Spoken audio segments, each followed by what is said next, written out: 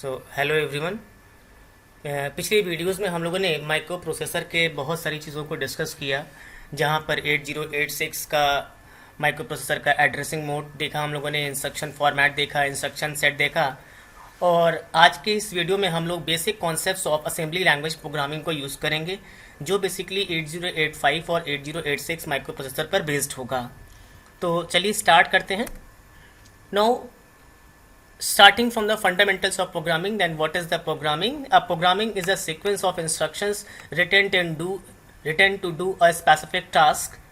आपको पता है कि प्रोग्रामिंग में क्या है कि जहां पर हम लोग सेट ऑफ इंस्ट्रक्शंस को यूज करते हैं, जिनका काम होता है कि सेट ऑफ स्पेसिफिक टास्क को परफॉर्म करेंगे। Now what are the various steps involved in the programming? So programming में हम लोग बेसिकली यहाँ पर 4 स्टेप्स को यूज करते हैं। सबसे पहला होता है स्पेसिफाइंग द प्रॉब्लम, कि जहां पर हम लोग क्या काम करेंगे, प्रॉब्लम्स को स्पेसिफाई करते हैं। 2-3 बार स्टेटमेंट को रीड करेंगे कि ऑब्जेक्ट क्या दिया गया हुआ है।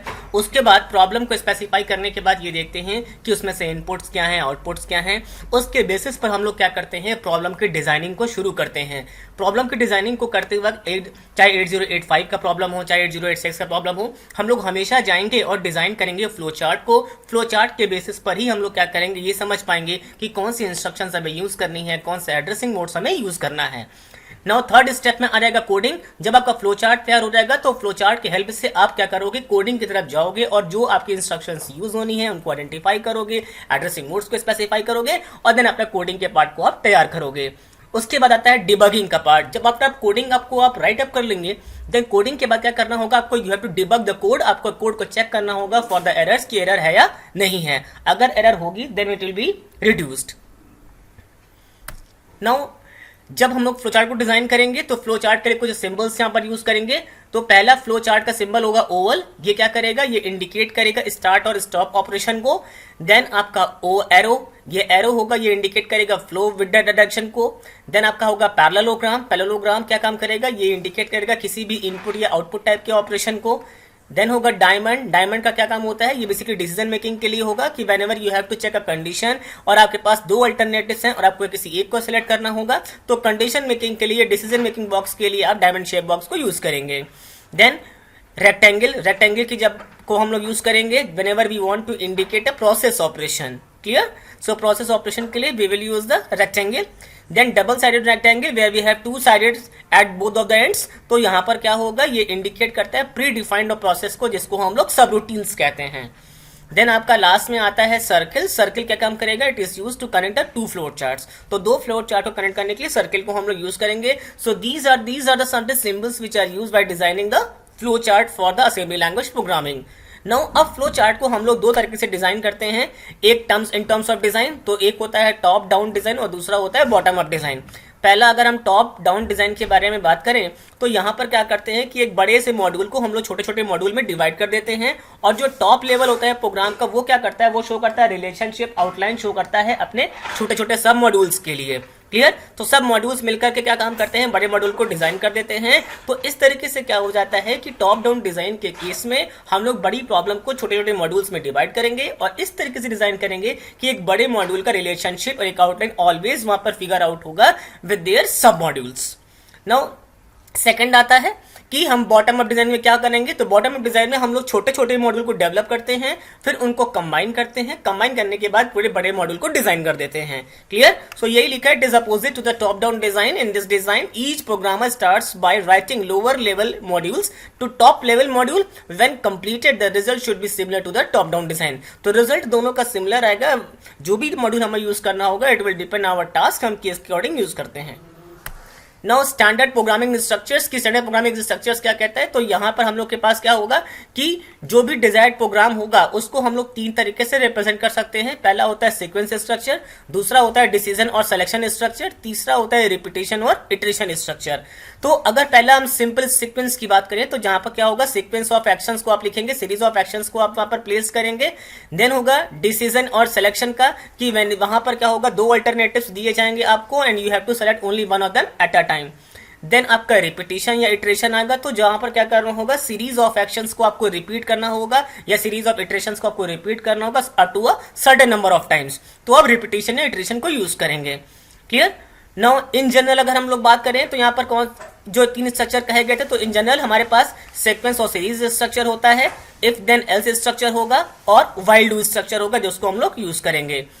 क्लियर? और इन प्रोग्राम्स को जो हम लोग यहाँ पर लिखेंगे, तो इंग्लिश स्टेटमेंट्स जो भी प्रोग्राम में हम लोग लिखेंगे उनको हम लोग बोलेंगे pseudo codes. So these are the standard programming structure जिसको हम लोग यूज कर रहे होते हैं अपने प्रोग्रामिंग में। नाउ एक एक करके एग्जाम्पल के तौर पर देखिए, सिंपल सीक्वेंस स्ट्रक्चर क्या कहता है कि यहाँ पर पहला स्टेटमेंट होगा, देन उसके बाद दूसरा स्टेटमेंट होगा, तो स्टेटमेंट बाय स्टेटमेंट यहाँ पर मेंशन किए जाएंगे। फॉर एग्जाम्पल में क्या होगा, पहले जैसे आपने लिया 2 नंबर के एडिशन का एग्जाम्पल लिया है, पहले आपने फर्स्ट डेटा को लिया मेमोरी से, देन क्या काम किया, फर्स्ट डेटा में आपने 30 को ऐड किया, लिखा है ना ऐड 30 टू फर्स्ट डेटा, तो फर्स्ट डेटा लिया मेमोरी से, देन फर्स्ट डेटा में आपने 30 को ऐड कर दिया, तो आपका सम आ गया, देन स्टोर किया सम को कहां पर, मेमोरी के अंदर में। तो इस तरीके से क्या हो जाएगा, सम आपका मेमोरी में स्टोर हो जाएगा। Clear? So this is the basic example of simple sequence structure. Then if then else structure है, इफ देन एल्स स्ट्रक्चर में क्या काम करेंगे कि यहाँ पर हम लोग के पास कंडीशन मेंशन्ड होगी, उस कंडीशन के अकॉर्डिंग हम लोग डिसाइड करेंगे कि हमारा कौन सा स्टेटमेंट एग्जीक्यूट करेगा। क्या होगा, अगर आपका यस हो जाता है इंस्ट्रक्शन तो स्टेटमेंट 1 एग्जीक्यूट करेगा, और अगर फॉल्स होता है तो स्टेटमेंट 2 एग्जीक्यूट करेगा। क्लियर? फॉर एग्जाम्पल के तौर पे देखें तो अगर ए ग्रेटर देन बी दिया गया हुआ है, तो अगर एक कंडीशन ट्रू होता है तो y is equal to A plus B होगा, और अगर कंडीशन फॉल्स होता है तो आपका y is equal to A minus B execute हो जाएगा। नाउ मल्टीपल इफ एल्स की बात करें या नेस्टेड इफ एल्स की बात करें, तो एक कंडीशन के अंदर दूसरी कंडीशन, दूसरे के अंदर तीसरी कंडीशन, इस तरीके से चीजें दी होंगी। तो कंडीशन लिखा है जैसे, तो यस और नो, अगर नो होगा तो कंडीशन 2 के पास जाएगा, यहां पर कंडीशन नो होता है तो कंडीशन नेक्स्ट कंडीशन पे टेस्ट किया हुआ है, यस हो गया तो ये स्टेटमेंट एग्जीक्यूट करेगा, सिमिलरली कंडीशन 2 पर यस हुआ तो ये स्टेटमेंट एग्जीक्यूट करेगा, कंडीशन 3 पर होगा तो ये वाला स्टेटमेंट एग्जीक्यूट कर जाएगा। तो इस तरीके से क्या होगा, जब एक कंडीशन के अंदर दूसरी कंडीशन इंपोज होती है तो इसको बोलते हैं nested if else structure. Now next आता है केस स्ट्रक्चर। तो ये एक कॉम्पैक्ट वे है रिप्रेजेंट करने का, मल्टीपल इफ एल्स को रिप्रेजेंट करने का या कॉम्प्लेक्स इफ एल्स को रिप्रेजेंट करने का एक कॉम्पैक्ट स्ट्रक्चर है जिसको हम लोग बोलते हैं केस स्ट्रक्चर। क्लियर? तो यहां पर क्या होगा, एक सेलेक्टिंग एक्सप्रेशन दिया जाएगा और उस एक्सप्रेशन के through we have to decide कि whether we have to execute statement 1 और स्टेटमेंट 2 और statement n number of statements को लिया गया है। तो irrespective of the other statement की एट अ टाइम कोई एक ही स्टेटमेंट एग्जीक्यूट करेगा depending upon the values of the selecting expression. क्या जनरल फॉर्मेट होता है इसका, फॉर्मेट ऑफ केस स्ट्रक्चर में होगा पहला आपका केस, लिखोगे अपर केस में, फिर एक्सप्रेशन आप लिखोगे ऑफ, जो भी एक्सप्रेशन होगा आपका of, then statement 1 statement 2 up to end तक स्टेटमेंट को आप मेंशन कर दोगे। तो ये कॉम्पैक्ट वे है रिप्रेजेंट करने का इफ एल्स स्ट्रक्चर का। देन आपका नेक्स्ट आता है व्हाइल डू स्ट्रक्चर, कि यहां पर क्या हो जाएगा, जब तक आपकी कोई कंडीशन प्रेजेंट रहेगी तब तक ये स्टेटमेंट आपका एग्जीक्यूट होता ही रहेगा। So as long as this condition is true, ये आपका स्टेटमेंट एग्जीक्यूट करेगा, और जैसे ही कंडीशन फॉल्स हो जाएगी आपका स्टेटमेंट ब्रेक कर जाएगा। Clear? So while format for while do structure क्या होगा, व्हाइल के बाद आप कंडीशन को मेंशन करेंगे, देन डू लेकर के आप स्टेटमेंट्स को मेंशन करेंगे। क्लियर? सो ये काम कैसे करेंगे, जब आपको व्हाइल डू स्ट्रक्चर को यूज करना है, पहले कंडीशन टेस्ट होगी, कंडीशन अगर आपका ट्रू हो जाएगा तो आपका स्टेटमेंट एग्जीक्यूट करेगा, अगर फॉल्स हो जाएगा तो कंडीशन आपका ब्रेक कर जाएगा। नेक्स्ट आता है repeat until structure. Repeat until क्या होगा, जस्ट आपका व्हाइल डू का उल्टा होगा। तो इस स्ट्रक्चर में क्या काम करेंगे हम लोग कि प्रोग्राम जो भी आपका होगा, ठीक है, कि इस स्ट्रक्चर में क्या होगा, जो प्रोग्राम होगा that will repeat the same action until the some condition is satisfied. जैसे आपने का ये स्टेटमेंट लिखा, तो ये स्टेटमेंट तभी एग्जीक्यूट करेगा जब ये कंडीशन आपका सेटिस्फाइड होगा, अगर ये कंडीशन फॉल्स हो जाएगा तो ये स्टेटमेंट आपका ब्रेक कर जाएगा। क्लियर? जनरल फॉर्मेट क्या होगा, format for repeat until structure, आप लिखोगे यहाँ पर रिपीट, देन आप स्टेटमेंट्स एस लिखा क्योंकि मल्टीपल स्टेटमेंट भी हो सकते हैं, उसके बाद आप मेंशन करोगे अंटिल को, और उसके बाद आप कंडीशन को इंपोज करोगे। सो पहले स्टेटमेंट होगा, देन अंटिल के बाद कंडीशन को इंपोज करेंगे, तो ये आपका हो जाएगा repeat until structure. Now assembly language structure की बात करें तो जैसे हम लोगों ने पहले भी डिस्कस किया था कि असेंबली लैंग्वेज स्ट्रक्चर में क्या होगा कि सबसे पहले हम लोग यूज करते हैं हर एक असेंबली लैंग्वेज प्रोग्रामिंग में असेंबलर।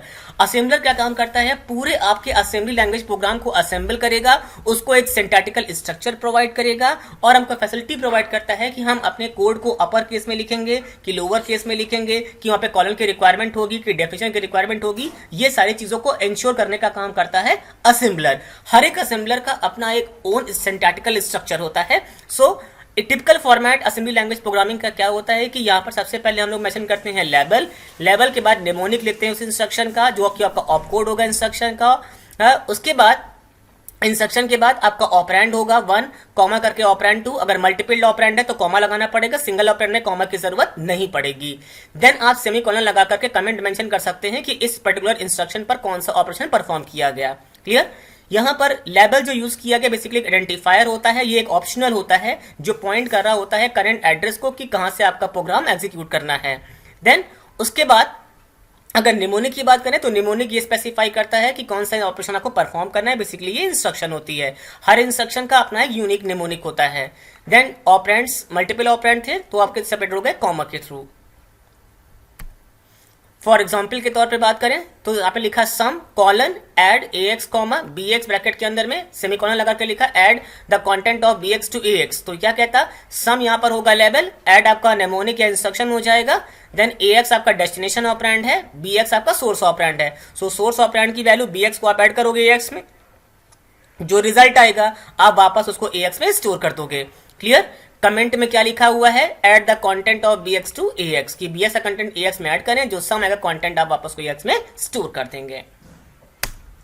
नाउ असेंबलर डायरेक्टिव्स कि कभी कभी क्या होता है असेंबली लैंग्वेज प्रोग्रामिंग में हम लोग बने बनाए रेडीमेड फंक्शंस को भी यूज कर रहे होते हैं, बने बनाए इंस्ट्रक्शंस को भी यूज करते हैं जो कि कोई भी एग्जीक्यूटेबल कोड को जनरेट नहीं करते हैं। ठीक है, कि ये क्या काम करेंगे, कोई एग्जीक्यूटेबल जनरेट कोड को जनरेट नहीं करेंगे, कोई निमोनिक को होल्ड नहीं करेंगे, बट ये हमारे प्रोग्राम को लिस्टिंग का काम करते हैं, हमारे प्रोग्राम को स्ट्रक्चर प्रोवाइड करने का काम करते हैं, हमारे प्रोग्राम को असेंबल करने का काम करते हैं। ठीक, इन्हीं सूडो ऑपरेशन कोड्स को हम लोग बोलते हैं असेंबलर डायरेक्टिव्स।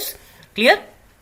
नाउ क्या काम करते हैं, basically these are the instructions to the assembler, linker and loader. Basically ये लिंकर और लोडर के लिए इंस्ट्रक्शंस होती हैं, रेडीमेड बने बनाए फंक्शंस होते हैं जो अपने आप खुद को एग्जीक्यूट करते हैं। साथ जब ये प्रोग्राम में आते हैं तो प्रोग्राम के साथ कोई एग्जीक्यूटेबल मशीन कोड जनरेट नहीं करेंगे, यानी कोई निमोनिक जनरेट नहीं करेंगे। Now there are certain list of assembly directives. पहला है अलाइन। तो अलाइन क्या होता है, ये क्या काम करेगा कि आपके इंस्ट्रक्शन के अंदर में, आपके प्रोग्राम में जो भी नेक्स्ट वेरिएबल है, जो भी नेक्स्ट इंस्ट्रक्शन दिया गया होगा, इंस्ट्रक्शन बाइट दिया गया होगा, उसको क्या काम करेगा, अलाइन कर देगा towards the next byte of the operand, कि जो भी आपका बाइट ऑपरेंड का बाइट दिया गया होगा उसको अलाइन कर देगा। जैसे नेक्स्ट इंस्ट्रक्शन आपका 2 बाइट का है तो सारे वेरिएबल 2 बाइट के लिए लेगा, 3 वेरिएबल का होगा तो 3 में चला जाएगा, 4 का होगा तो 4 में ले जाएगा। नेक्स्ट आपका आता है एज्यूम। तो ये एज्यूम क्या होता है, इसको यूज कर रहे होते हैं in order to select the segment of registers, कि आपका रजिस्टर का सेगमेंट कौन सा है, स्टैक सेगमेंट है कि कोड सेगमेंट है, डेटा सेगमेंट है। देन आता है कमेंट। ये इंडिकेट करता है कमेंट को कि किसी पर्टिकुलर इंस्ट्रक्शन पर कौन सा ऑपरेशन परफॉर्म किया गया हुआ है। देन आपका आता है डीबी। तो डीबी का क्या होता है, ये डिफाइन करता है बाइट्स ऑफ स्टोरेज को, कि अगर आपको नंबर ऑफ बाइट्स स्टोर करनी है कंसेक्यूटिव मेमोरी लोकेशन में तो आप डीबी को यूज करेंगे। देन आता है डीडब्ल्यू। इसका क्या काम होता है, ये डिफाइन वर्ड जो कि यूज कर रहा होता है, अगर आपको नंबर ऑफ वर्ड्स को स्टोर करना है कंसेक्यूटिव मेमोरी लोकेशन पर तो आप डीडब्ल्यू को यूज करेंगे। देन आता है डीडी। ये एलोकेट करता है, ऑप्शनली इनिशियलाइज करेगा डबल वर्ड्स को, अगर आपको डबल वर्ड्स को कंसेक्यूटिव मेमोरी लोकेशन में स्टोर करना है तो आप डीडी को यूज करेंगे। देन आता है आपका डीक्यू। डीक्यू का मतलब होता है अगर आपको क्वाड वर्ड्स दिए गए हुए हैं, आधे वर्ड्स दिए गए हुए हैं, क्वाड वर्ड्स दिया गया, उनको स्टोर करना होगा कंसेक्यूटिव मेमोरी लोकेशन में तो आप डीक्यू को यूज करेंगे। देन आता है dt। ये क्या करेगा, 10 बाइट्स लॉन्ग स्टोरेज वर्ड्स अगर आपके दिए गए होंगे तो 10 बाइट ऑफ लॉन्ग स्टोरेज को आपको ऑप्शनली स्लाइस करेगा, उनको एलोट करेगा मेमोरी लोकेशंस पर। Then END। ये क्या करेगा, ये क्या करता है, बेसिकली टर्मिनेट करता है किसी भी टाइप की असेंबली को। ENDM का काम होता है, ये क्या करता है, टर्मिनेट करता है मैक्रो डेफिनेशन को। Then DNDP that is use to makes the end of the procedure definition, किसी प्रोसीजर के डेफिनेशन को एंड करना होगा तो यूज करेंगे। Then ENDS। ये किसी सेगमेंट को एंड करने के लिए, किसी प्रोग्राम के सेगमेंट को या स्ट्रक्चर को एंड करना होगा तो ENDS को यूज करेंगे। Then IQU। इसको यूज करेंगे in order to assign the expressions to the name, कि एक्सप्रेशन को नेम प्रोवाइड करना होगा तो IQU को यूज करेंगे। नेक्स्ट आपका आता है इवन। तो इवन का क्या काम होता है, it aligns the next variable और instruction to the even number bytes, कि अगर आपको इवन नंबर की बाइट्स पे अलाइन करना है वेरिएबल्स को तो 2, 4, 6 पर तो आप इवन को यूज करेंगे। Then exit TN। ये टर्मिनेट करेगा किसी मैक्रो एक्सपेंशन को। Exit RM। ये इंडिकेट करता है एक्सटर्नली डिफाइंड सिंबल्स को। लेबल की बात करेंगे तो ये क्लियर करता है किसी प्रोग्राम के लिए स्पेसिफाई करता है किसी पर्टिकुलर लोकेशन को। लोकल। ये it is use to declare the local variables in a macro definition. Then macro. ये स्टार्ट करेगा किसी मैक्रो डेफिनेशन को। Model that is used for assembling the program, किसी प्रोग्राम को असेंबल करने के लिए यूज करेंगे। Then ORG। It sets the location counter to the arguments, किसी भी लोकेशन काउंटर को आर्गुमेंट्स होगा then will use ORG। Page is use to manage the length और विड्थ ऑफ द प्रोग्राम, की प्रोग्राम के लेंथ और width को manage करने के लिए, लिस्टिंग करने के लिए हम लोग यूज करते हैं पेज को। पेज ब्रेकअप के लिए भी इसको यूज किया जाता है। देन आता है PROC, it starts for the procedure definition, किसी प्रोसीजर की डेफिनेशन को स्टार्ट करना होगा तो आप PROC को यूज करेंगे। देन आता है PTR, ये क्या काम करेगा, असाइन करेगा specific type to a variable और लेबल, कि किसी वेरिएबल या लेबल को स्पेसिफिक टाइप देना होगा तो आप PTR को यूज करेंगे। देन आता है पब्लिक, ये क्या काम करेगा, आपने जो भी सिंबल यूज किए होंगे उसको आउटसाइड मॉड्यूल में शो करा देगा। देन आता है टाइटल, ये डिफाइन करेगा लिस्टिंग टाइटल्स को, प्रोग्राम का टाइटल आपने क्या शो किया हुआ है। नाउ नेक्स्ट आता है वेरिएबल, सफिक्स एंड ऑपरेशंस। तो वेरिएबल क्या होते हैं, तो एक वेरिएबल जो होगा ये ऐसा आइडेंटिफायर होगा which is associated with the first byte of the data item, कि आपके डेटा आइटम के फर्स्ट बाइट से जो एसोसिएटेड होगा वही आपका वेरिएबल हो जाएगा। नाउ जैसे आपने लिखा काउंट DB 20H, तो इसका मतलब क्या हो गया, काउंट जो होगा वो एक वेरिएबल होगा जो कि आपके डेटा DB के डिफाइन बाइट के 20H से एसोसिएटेड है, तो काउंट आपका वेरिएबल हो जाएगा।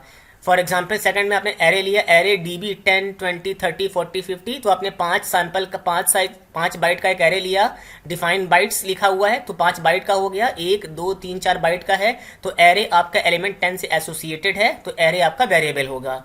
देन आता है सफिक्स, तो जैसे असेंबली लैंग्वेज प्रोग्रामिंग में हम लोग डेसिमल नंबर सिस्टम को यूज करते हैं, ऑक्टल है, हेक्साडेसिमल है या बाइनरी को यूज करेंगे, तो उनके करस्पॉन्डिंग B यूज करेंगे बाइनरी के लिए, D यूज करेंगे डेसिमल के लिए, O यूज करेंगे ऑक्टल के लिए, H यूज करेंगे हेक्साडेसिमल के लिए। एग्जाम्पल के तौर पे आप देख सकते हैं 1010B that stands for binary, 2967 stands for decimal, 3F2A stands for hexadecimal. Operators, so as far as operators are concerned, so we have arithmetic operations like addition plus, then subtraction for minus, then star for multiplication, then a slash for division. Logical operations we have and, or, not, x, or, etc.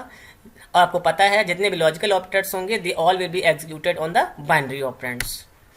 Now coming over to the assembly language programming tools. So assembly language programming tools क्या होता है कि अगर हमें कोई assembly language system design करना है तो हमें क्या क्या चाहिए, तो assembly language system को डिजाइन करने के लिए we required 2 types of things, पहला होगा सॉफ्टवेयर, दूसरा होगा hardware. So a microprocessor system that consist of hardware and software tools, उसको हम डिजाइन कर सकते हैं। हार्डवेयर होगा तो उसमें क्या क्या होगा, हार्डवेयर डेवलपमेंट सिस्टम होगा that consist of PC program का आपका पर्सनल कंप्यूटर, और लैपटॉप, प्रिंटर होगा और एमुलेटर होगा। एमुलेटर के बारे में आगे डिटेल में बात करेंगे।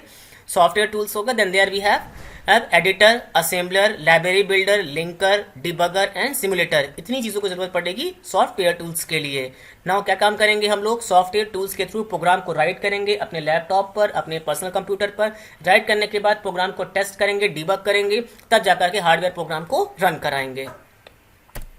नाउ कौन कौन से टूल्स, जैसे हमने पीछे आपको बताया, तो सॉफ्टवेयर टूल्स में पहला था एडिटर। ये क्या काम करता है, एडिटर हम लोग को फैसिलिटी प्रोवाइड करता है कि जहां पर हम लोग क्या काम करेंगे, अपने सॉफ्टवेयर प्रोग्राम को लिख सकते हैं, उसको एडिट कर सकते हैं, करेक्ट कर सकते हैं, सिंबल्स को यूज कर सकते हैं, स्टेटमेंट को यूज कर सकते हैं, तो वो आपका एडिटर हो जाएगा। बेसिकली इसको टेक्स्ट एडिटर कहा जाता है। एडिटर जो फाइल जनरेट करता है उसका एक्सटेंशन होता है ASM। फॉर एग्जाम्पल अगर आपने कोई 2 नंबर को ऐड किया होगा तो 2 नंबर के एडिशन के प्रोग्राम का एक्सटेंशन हो जाएगा एडिशन ASM। सेकंड आता है असेंबलर। असेंबलर क्या है, एक ऐसा सॉफ्टवेयर प्रोग्राम होता है जो कि आपके प्रोग्राम पर्सनल कंप्यूटर पे रन करेगा, आपके लैपटॉप पे रन करेगा, और रन करने के बाद आपके असेंबली लैंग्वेज प्रोग्राम को मशीन लैंग्वेज में कन्वर्ट कर देगा। Clear. Some examples of assembler are 1 pass assembler, 2 pass assembler, macro, cross resident, main assembler, कुछ ये आपके डिफरेंट टाइप्स के असेंबलर होते हैं। एग्जाम्पल्स के तौर पर TASM जिसको बोलते हैं बोलैंड सर्वो असेंबलर, सबसे ज्यादा मोस्ट वाइडली यूज होने वाला इंडस्ट्री में यूज असेंबलर है TASM। देन आपका MASM, ये माइक्रोसॉफ्ट का असेंबलर है, माइक्रोसॉफ्ट मैक्रो असेंबलर। ASM 86 या इंटेल का 8086 का असेंबलर यूज किया गया हुआ है। नेक्स्ट आता है लाइब्रेरी बिल्डर। तो लाइब्रेरी बिल्डर का क्या काम होता है, library builder is use to create the library files which are the collection of procedures of frequently use functions, कि आपने अपने प्रोग्राम में जो फंक्शंस डिफाइन किए हैं, जो प्रोसीजर डिफाइन किए हैं, उन्हीं का कलेक्शन जो होता है वो आपका लाइब्रेरी फाइल को उनकी कलेक्शन को क्रिएट करने के लिए हम लोग यूज करते हैं लाइब्रेरी बिल्डर को। लाइब्रेरी बिल्डर जो फाइल्स क्रिएट करता है उनका एक्सटेंशन होता है .lib। ठीक है। For example some examples of library builders are, जैसे आपने कहा कि अगर माइक्रोसॉफ्ट की बात करें तो उसका लिब होता है, बोलैंड्स का यूज करेंगे तो टब होता है। सिमिलरली नेक्स्ट आता है लिंकर। लिंकर का काम होता है कि एक लिंकर एक सॉफ्टवेयर टूल है which is use to combine the relocatable objects of the program modules and library functions into the single file. जितने लाइब्रेरी फंक्शन आपने यूज किए हुए हैं और रीलोकेटेबल ऑब्जेक्ट फाइल्स यूज किए हैं उनको कंबाइन करेगा सिंगल फाइल में और उनके लिए एक लिंक को क्रिएट करेगा। ठीक। फॉर एग्जाम्पल माइक्रोसॉफ्ट का लिंकर अगर यूज करते हैं तो माइक्रोसॉफ्ट लिंकर लिंक होता है, टर्बो बोलैंड का यूज करते हैं तो आपका टी लिंक यूज किया जाता है। देन आता है आपका डिबगर। तो डिबगर क्या काम करेगा, आपके सॉफ्टवेयर प्रोग्राम को जो भी आपने यूज किया होगा उसको रन करेगा, उसको कंपाइल करेगा, चेक करेगा। एक सिंगल स्टेप में भी कर सकता है और मल्टीपल स्टेप में भी कर सकता है ब्रेक करके। क्लियर। तो क्या काम करेगा, अगर सिंगल स्टेप में किसको ब्रेक करके करेगा तो एक ही बार में पूरा प्रोग्राम कंपाइल करेगा, आपको एरर दिखा देगा, क्या प्रॉब्लम्स हैं वो बता देगा, उसके अकॉर्डिंग आपको फैसिलिटी प्रोवाइड करेगा कि आपकी एल्गोरिथम मॉडिफाई भी हो सकती है एरर को रिमूव करने के बाद। अगर आपको छोटे छोटे सैंपल में ब्रेक करके चेक करना होगा प्रोग्राम को तो आपका ब्रेक प्रिंट मोड भी वहां पर यूज किया जाता है, जिसके थ्रू आप प्रोग्राम को छोटे छोटे सेगमेंट में ब्रेक करके भी आप चेक कर सकते हैं। क्लियर। नेक्स्ट आता है सिमुलेटर। तो सिमुलेटर का क्या काम होता है, it is use to in a program which can be run on the development system. जो भी आपका डेवलपमेंट सिस्टम होगा उस पर रन कराएंगे to simulate the various operations of the newly design system.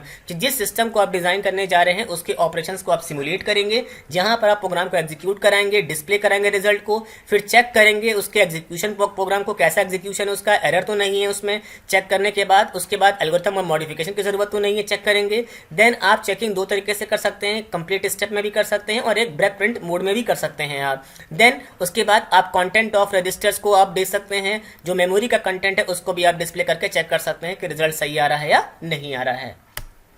Now जिसकी बारे में मैंने ऐसा बात की थी एमुलेटर। तो एमुलेटर बेसिकली क्या है, तो बेसिकली एमुलेटर आपका एक केबल होता है जो कि हार्डवेयर और सॉफ्टवेयर का मिक्सचर होता है।